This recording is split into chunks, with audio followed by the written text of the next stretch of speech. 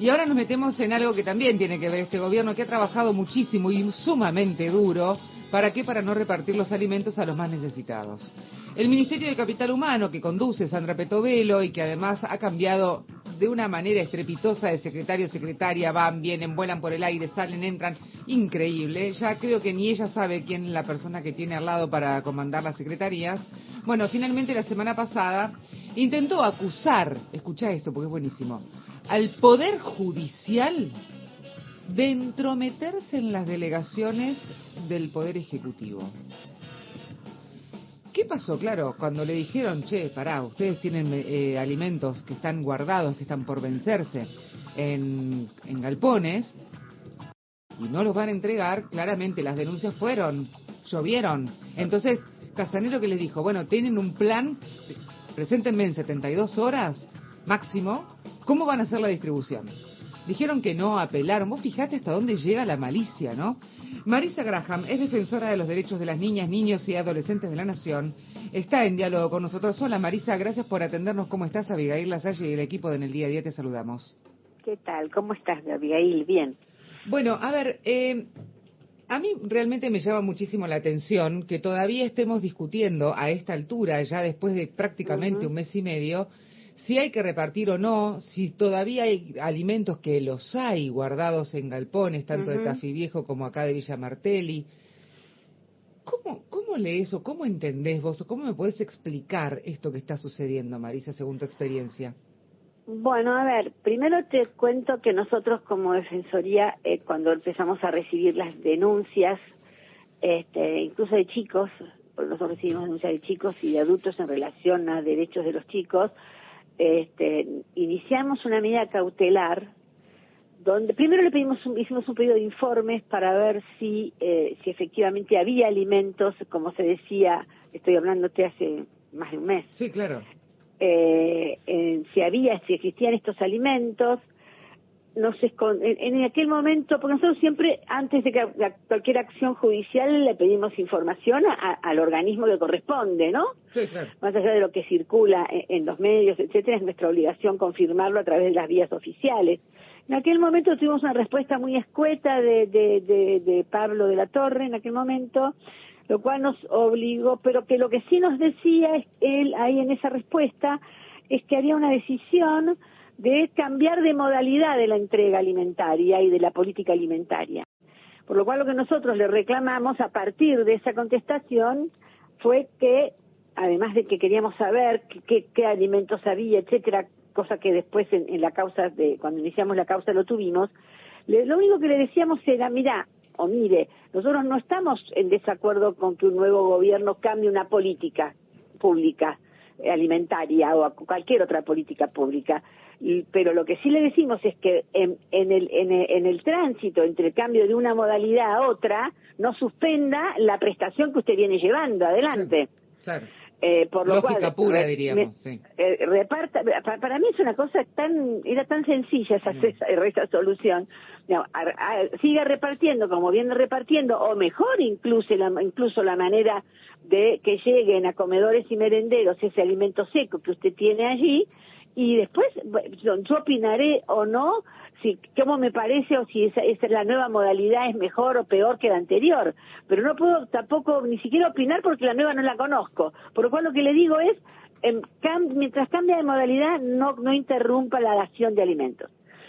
Eso no sucedió, tuvimos que iniciar una cautelar, que se llama eso, es una cautelar, se llama prohibición de innovar, mientras haces tal cosa te prohíbo que, a la justicia le dice, te prohíbo que innoves, que hagas otra. Bueno, ok, todavía estamos atrás de esa causa. Wow. En paralelo aparece la causa de Casanelo, a posteriori, por lo cual alimentos hay, nosotros tenemos fotos que nos mandó el propio, en la primera causa que nosotros iniciamos, que esos alimentos existían, que no había, que la idea siempre es esta idea de eliminación de intermediarios, y aparece en la figura del CONIN para repartir la leche en polvo, cosa que se hace de una manera muy despareja, porque además tiene que ver cómo está distribuido CONIN en la República Argentina.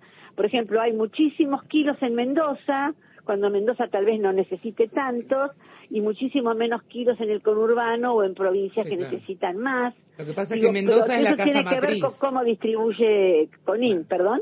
Que en Mendoza está la casa matriz de CONIN, entonces ahí está el tema. Exactamente, entonces, y además no deja de ser también un intermediario, ¿no? También en otros lugares también se apela a los intendentes, pero a veces los intendentes no tienen la infraestructura para hacer esa repartición. Pero además hay otra cantidad de alimentos que podrían, más allá de dejar, como se dice en verdad, y eso está bien, un stock siempre reservado para un caso de incendio, inundación, que además hay frazadas, colchones, eso siempre está.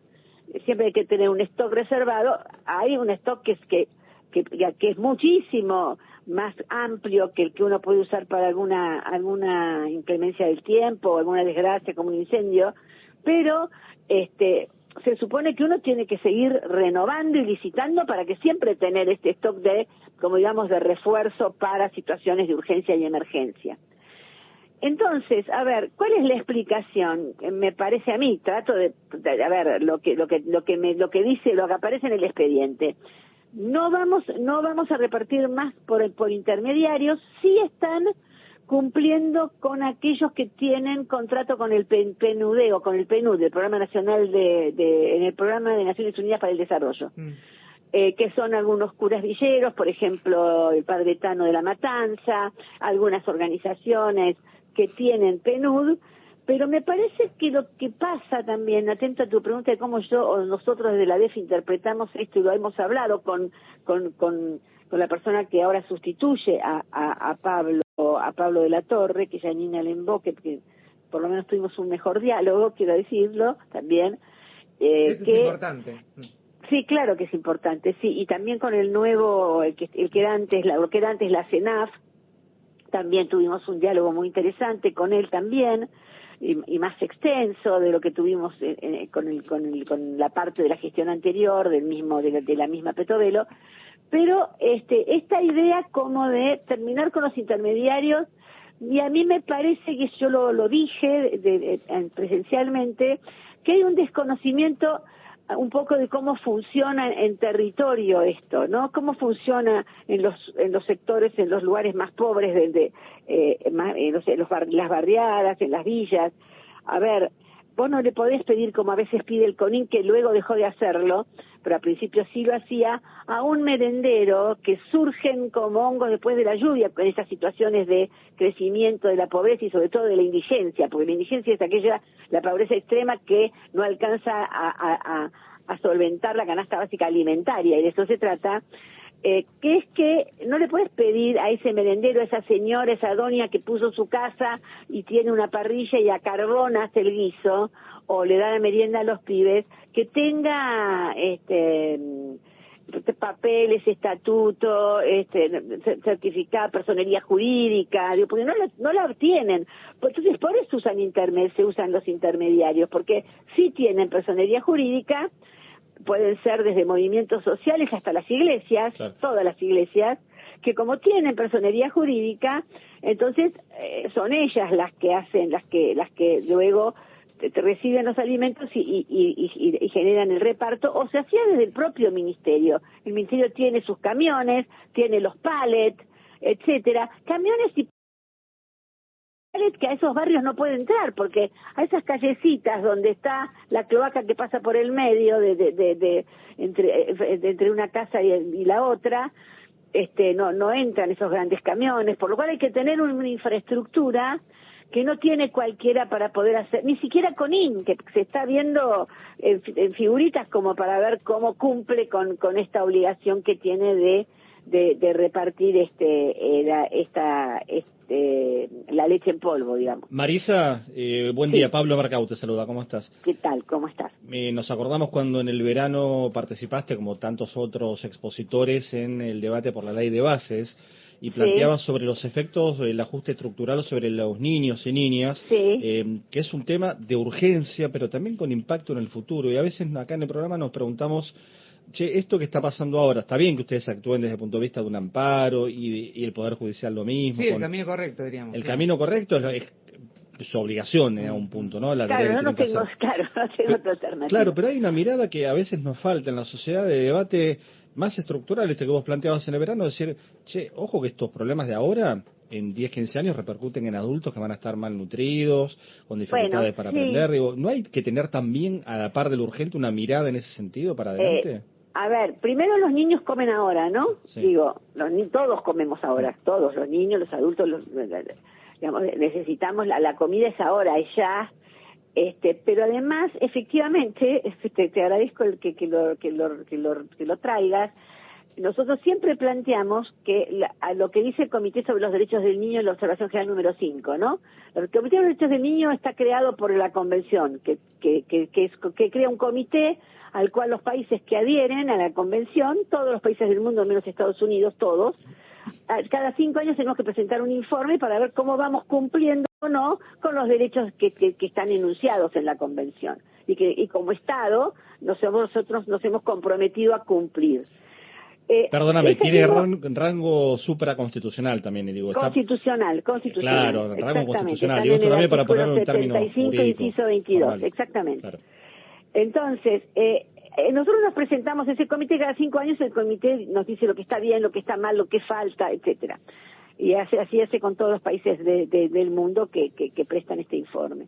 Ahora, además saca observaciones generales, que es decir, cómo deben cumplirse y qué cuestiones tenemos que tener los Estados parte en cuenta. Y la Observación General número 5, por eso digo, no lo digo yo, no lo dicen ustedes, lo dice el Comité de Expertos de Naciones Unidas, dice, primero, que las políticas económicas no son neutrales en la vida de los niños, niñas y adolescentes, hoy.